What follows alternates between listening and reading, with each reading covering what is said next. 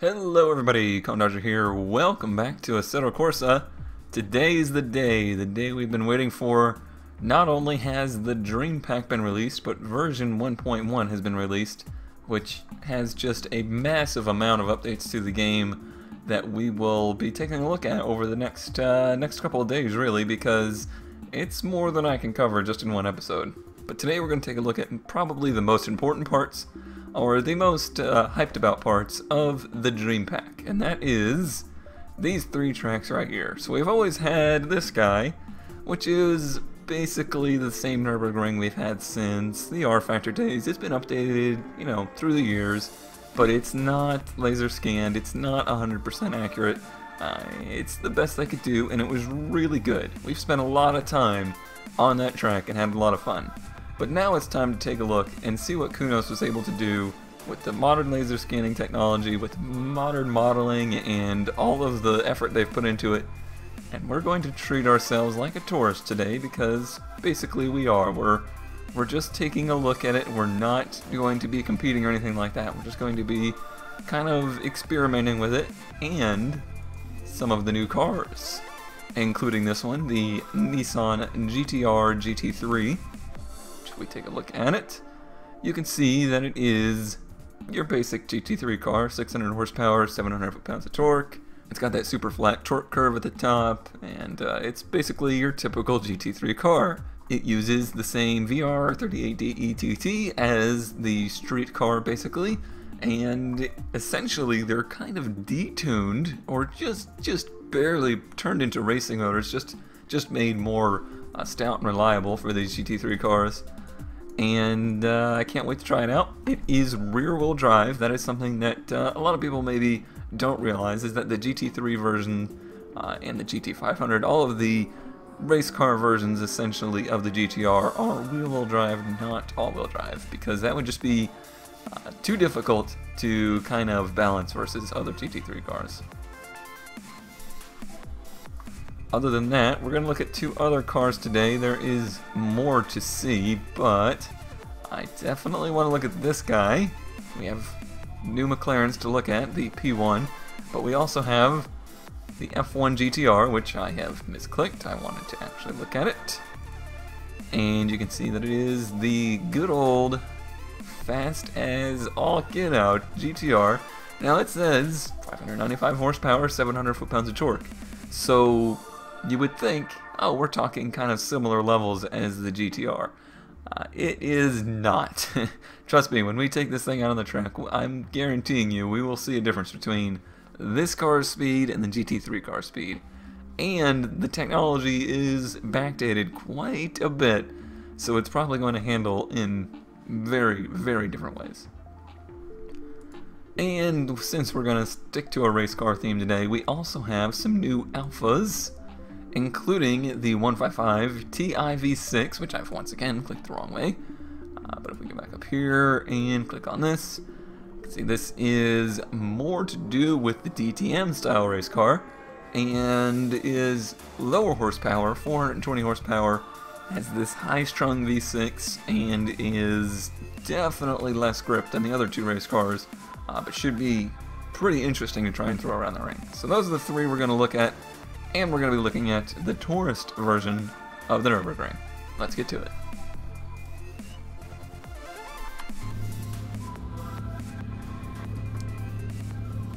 Alrighty, well, no setup tweaks, no practice. We are tourists today. We are going to pay our toll, go out on track, and see what it's like to race around the Nürburgring in a Nissan GT-R GT3.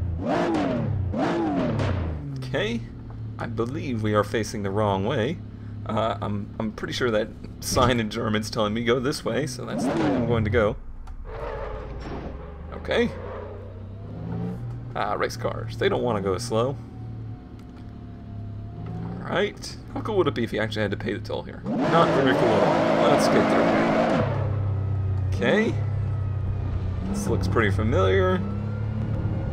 I think we're still under... Oh, okay, there's some signs here saying go around. Alright, now I think we are free to go. Oh yeah. It's been a while since I've been into the GT3 cars. I haven't spent very much time in them in Assetto Corsa at all. Recently in that 599XX in the career mode, which is pretty similar to a GT3 car. So this all looks pretty familiar. That's where the GT or the GP circuit would tie in right there. Bottoming out. That is something that was fixed in a patch before this one, is that the cars tend to bottom out a little bit more, and a car with a splitter like this, it's going to happen pretty often. Whoa, okay, easy car. Got a little bit of rear bias to it. Track is significantly bumpier so far than the modded version.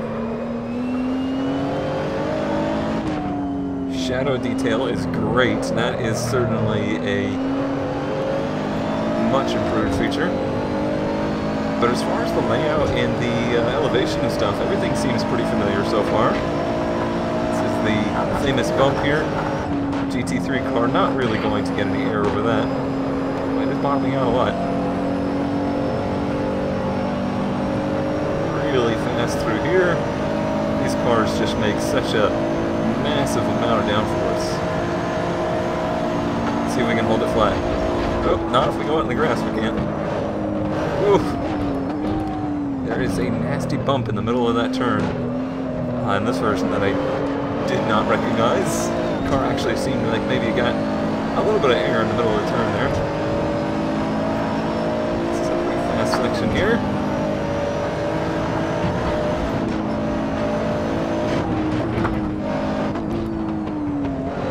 The modern version certainly didn't do me any injustice. I still feel like I know this track very well, although it has been a few months since I've done laps here.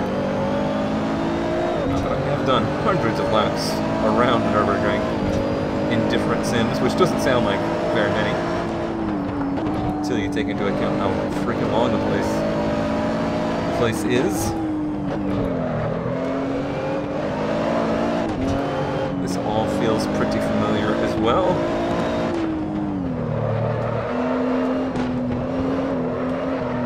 This part of the track maybe a little bit smoother.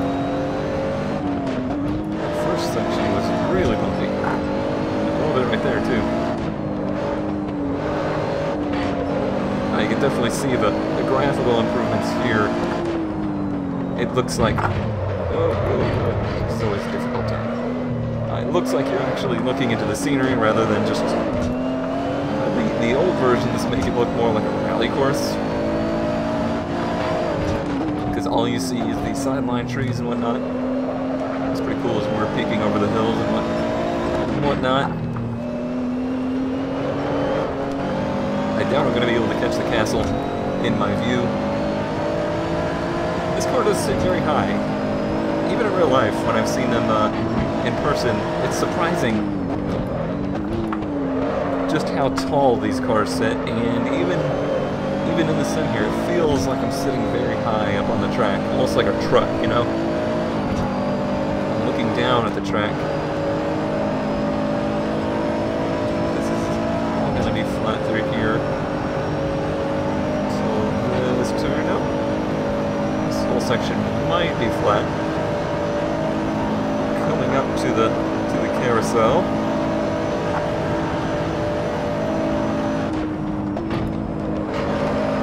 Oh yeah, the car. I was lucky to save it there. It bottomed out really hard. Now we're gonna get hard on the brakes. This car has fantastic ABS. Lock it up just that right amount, you know, like sometimes you really... Okay, here's the... Oh, this is a little different too. Oh, actually fell out of the making. This is probably too low of a car to be going down into that banking. But yeah, ABS systems are at their best, in my opinion, when they let you lock up the wheels just that little bit. So you really feel like you're getting the most out of the brakes.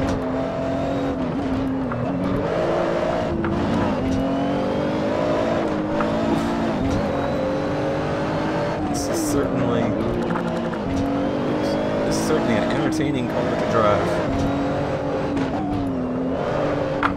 Okay, that section felt a little different. These turns maybe felt a little sharper.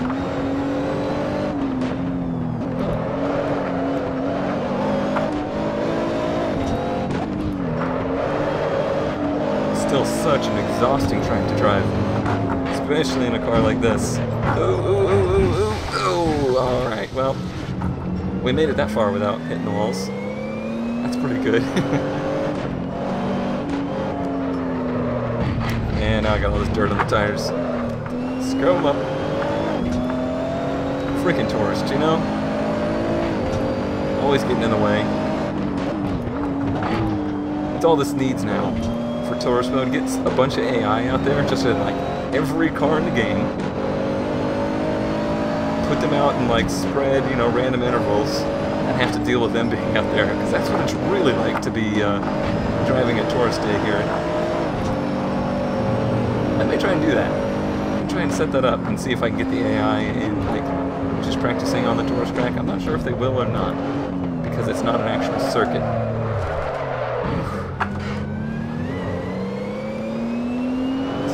Definitely handles a lot different than the other GT3 cars.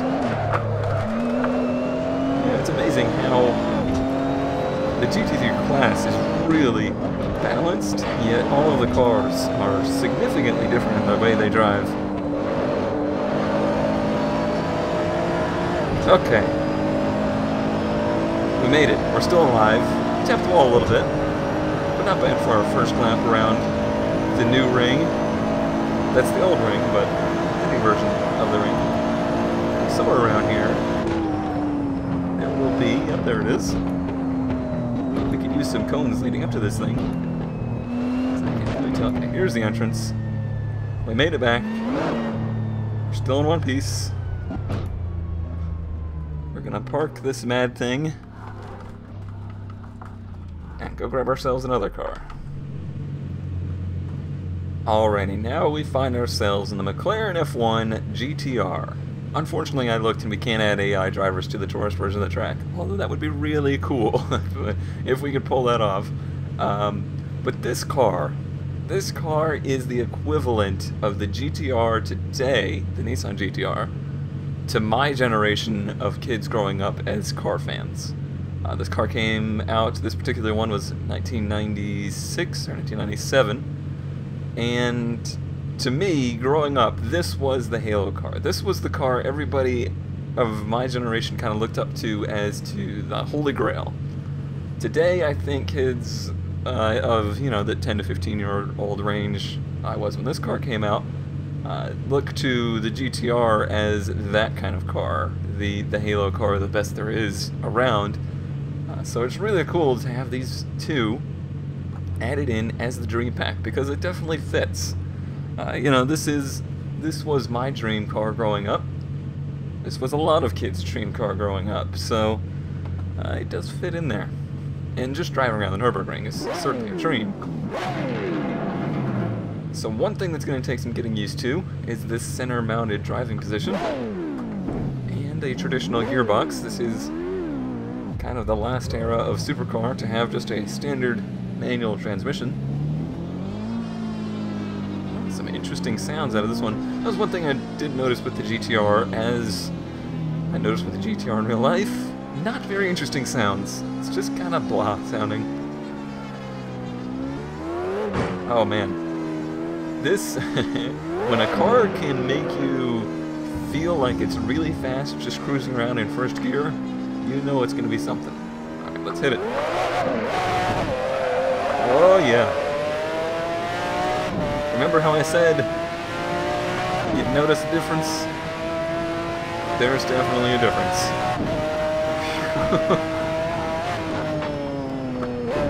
And just paired with this seating position, it makes you feel like you're going really fast.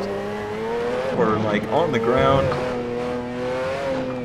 It's like we're in a Formula 1 car with a little bit of extra window in front of us. And although it's a standard gearbox, they're smooth, very easy to shift. Holy crap, this thing is fast. I don't even know if it's necessarily... Oh, gotta get used to not having ABS again. I don't even know if it's necessarily going to have the potential to turn faster laps than, say, the GTR, but it just feels faster. That was one nice thing I noted, is that even in this tourist edition of the track, they have added the ability to have start and finish lines, so it does give you a time, start to finish here. I believe at times you pass the gates there, and then, ooh, a little bit of air, a little bit of air right there. It does time you right at the end of the track at some point. I don't know what it is. So you can compare your times versus other people, even at the tourist track.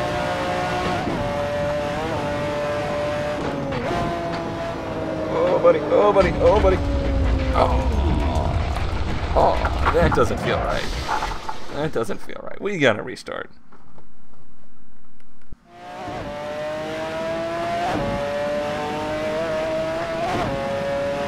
Alright, lesson learned.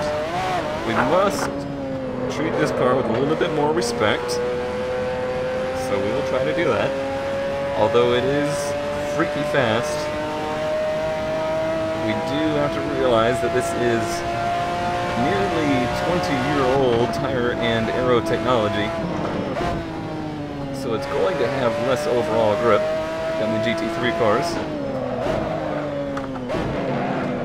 And this car was really designed, although it tore up for a decade, the road racing circuit, this car was really designed to fly around Le Mans. It certainly did that. But when you come out of a car with modern tire setup and stuff like that, it's certainly a pretty drastic change. The engine in this is amazing. It can pull from way down there at like 4,500 and do just fine.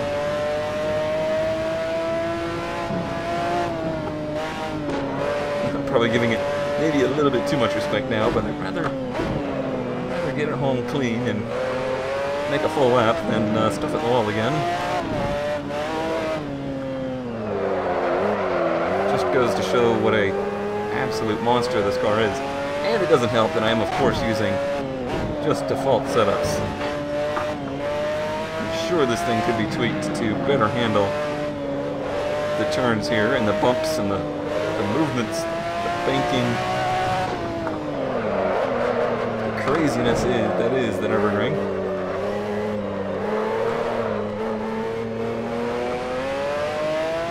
It's got just this little bit of oversteer on braking and on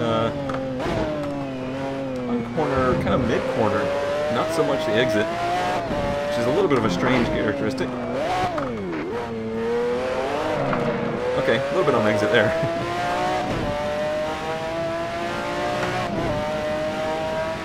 Now we're going to start flying. One more slow turn here.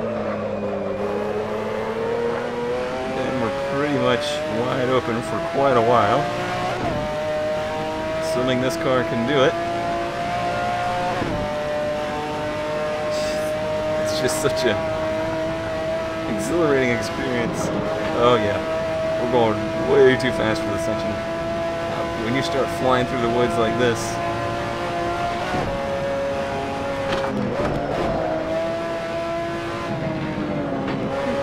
get a sense of speed with this car, much more so than the GTR GT3.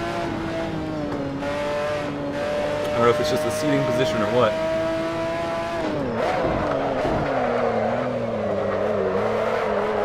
Really makes you appreciate modern ABS too. Let's see if this thing can handle the banking.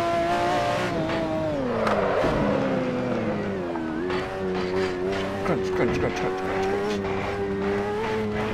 It wasn't a big fan of it, but we made it work. I would say the exit there and the way the banking rolls off, definitely different than the old Snoopy version of Nürburgring. more than anything, what I noticed with the GTR lap was probably the back half of the course is the most different. A lot of those turns seem like they have maybe just a little bit different radius to them than what I was expecting. Certainly have to learn all these new bumps and dips and dives.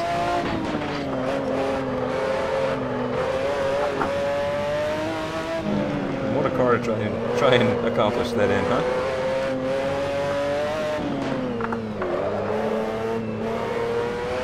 Fantastic sound. Probably one of my favorite sounding cars in Assetto Corsa so far for actual Kuno Studios cars anyway. Nothing's going to top the 787B, but that's just a whole different kind of sound. This section right here feels maybe a little different, especially this turn. And then the second banked turn, maybe when we get there I'll notice it. It seemed a little different. Oh, so I always forget about that one.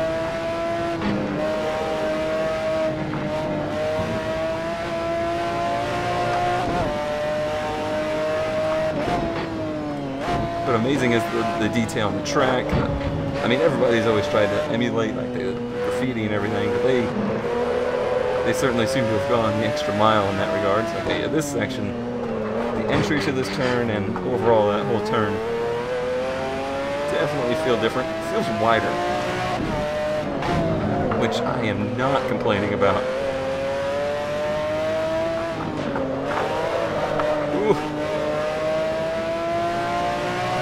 Alright.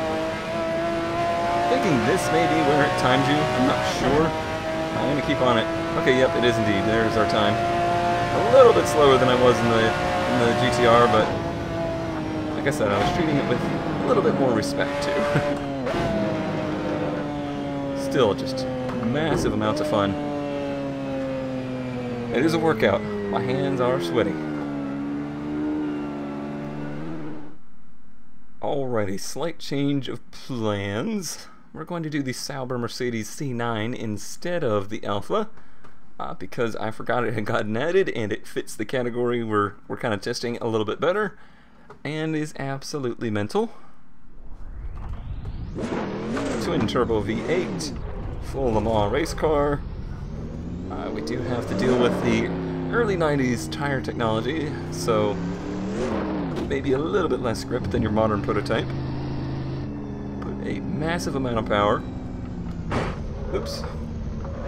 Clip the wall there. No problem. Gonna have to watch that turbo lag. Okay, this is definitely the fastest we've been going as we enter the first part of the track here. Going to have to treat this car with a massive amount of respect, because it is pretty mental. Gotta stay off the curbs. It's very low.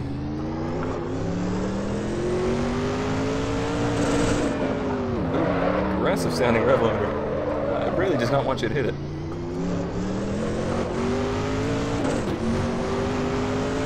Always takes me a little bit of time to get used to driving on the right hand side of a car.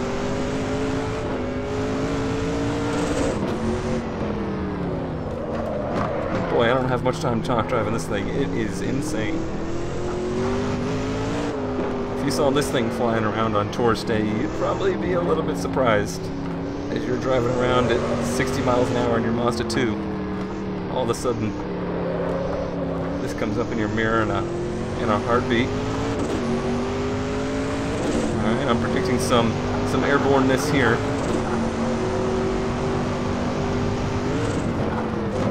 Just a little bit. It does have a decent amount of downforce.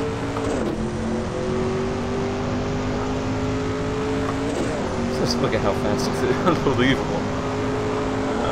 We're gonna hit 300. Yep, we're hitting 300 already. We're not even near the fast part of the track yet.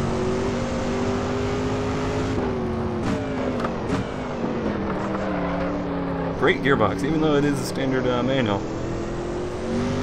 Love the gear spacing. Overall, the way it shifts.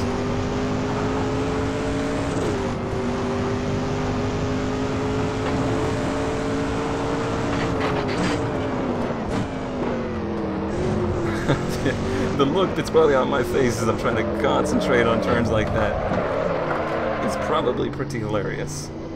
It handles amazing at speed. Kinda handles like garbage at low speed though. Definitely a car that uses its downforce to make it handle. So even these lower speeds, down towards 60 miles an hour or so, kind of struggles to maintain all the grip. Keep in mind, I only have the turbo on its factory setting. It certainly makes more power than this at max, if you could manage to hold on to the thing.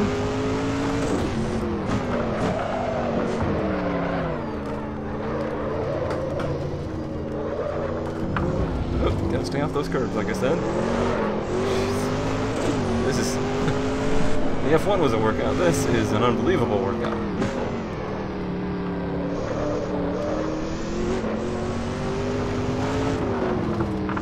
This is always a very difficult, yeah. Every car I've driven has wanted to kick sideways right there. Very difficult section of track. A little fast section here, but it leads down into a slower turn. I do really enjoy these older cars with just the 5-speed gearboxes or so. That certainly makes for less shifting. Even if you aren't in your peak power band all the time. And holy cow, we are freaking flying.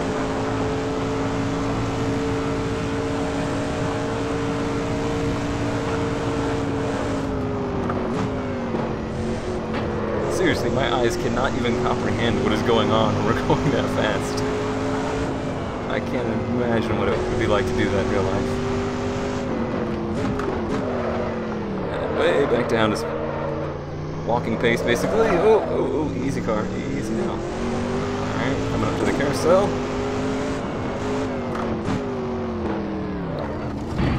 Clunk, clunk, clunk, clunk. Grind, clunk, grind, clunk. Not too happy about that.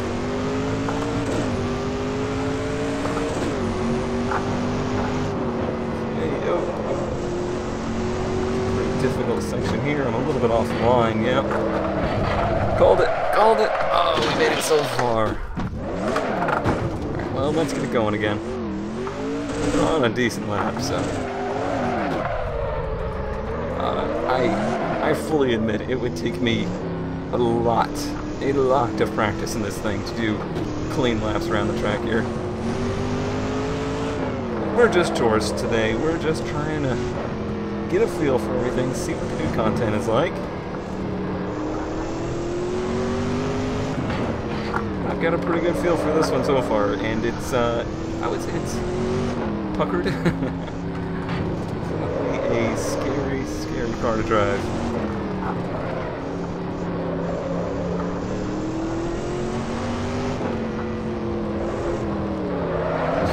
Alright, yeah, that's... I knew I was going to struggle with this section of the track in this car, because we don't have the downforce working with us. We're just relying on its mechanical grip, which is pretty staggeringly lacking.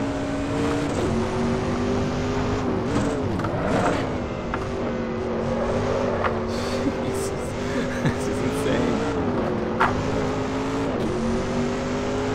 It's a pretty warm day here in Florida, but I am sweating for other reasons right now. Ouch, ouch, ouch. Ouch.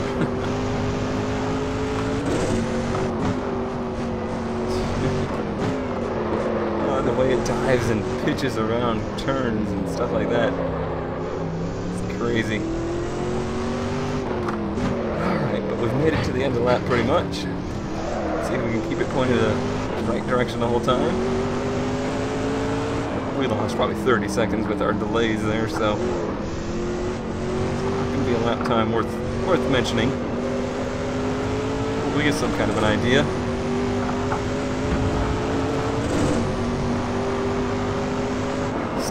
Still faster than we went with the with the F1 GTR. That pretty much shows you just how crazy fast this thing is.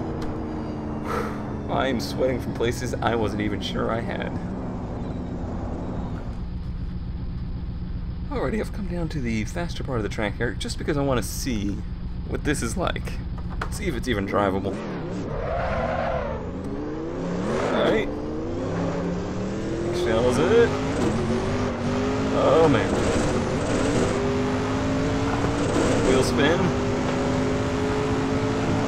Oh god, oh god, oh god. I should have seen that coming. Alrighty, so I think that's a pretty good look for today. I think we've done enough touring. I look forward to seeing how the rest of the game has improved, and we will find out that on Friday when we continue in the career mode. Let me make sure real quick that, okay, it did indeed save our progress, which I was hoping that it had. And we have just 2 races left in the 599XX Evo Trofeo. And we will find out if it has improved the AI at all, and if it's become a little bit more fun and a little less grindy to be doing these kind of races. So I look forward to finding out on Friday. Thanks as always for watching, and I'll see you then.